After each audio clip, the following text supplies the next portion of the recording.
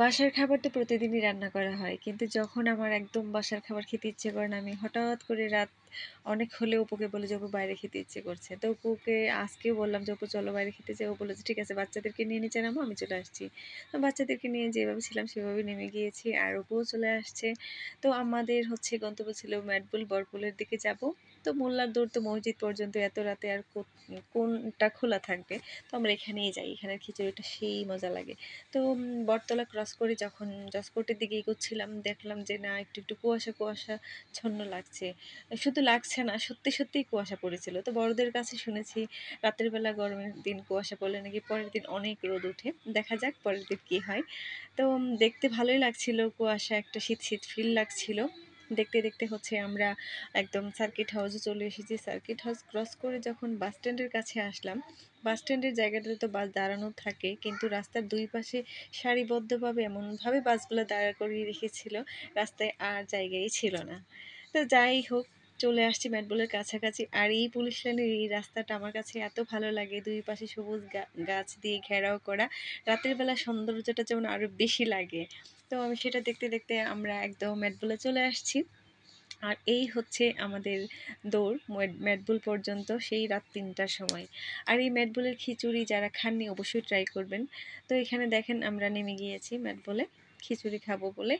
তাও ওই ম্যাটবুলের সামনে একটা ছোট্ট টং দোকান আছে, এটাকে কখনোই খোলা পাই না, আজকে খোলা পেয়েছি। তো যাই হোক এই যে দেখেন আমরা নেমে গিয়েছি আর যাওয়ার পথে দেখলাম যে রুটি ভাজা হচ্ছে, পরোটা ভাজা হচ্ছে, পাশাপাশি হচ্ছে ডিম ভাজছে।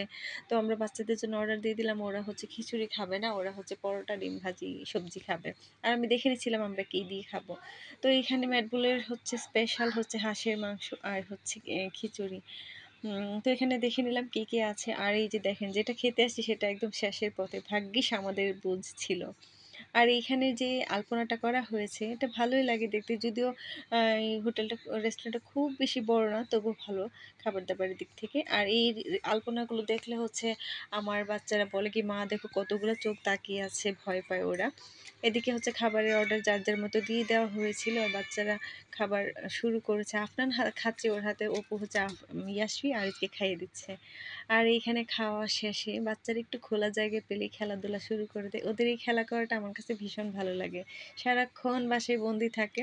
তো যেটা বলছিলাম আপনারা অনেক জায়গার খাবারই তো ট্রাই করেন। ম্যাটবুলের খিচুড়ি যারা খান নাই হাঁসের মাংস দিয়ে তারা অবশ্যই একবার হলেও ট্রাই করে দেখবেন।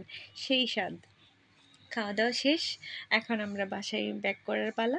তো সবাইকে মানে বিদায় দিয়ে হচ্ছে নাটবলকেও বিদায় নিয়ে আর বিদায় দিয়ে হচ্ছে আমরা উঠে গেলাম। রওনা দিয়ে দিলাম বাসার পথে। তো আবারও সেই চিরচেনা রাস্তাটা দেখতে সেই সুন্দর অনুভূতিটা নিয়ে দেখতে ভিডিও করতে এগোচ্ছিলাম।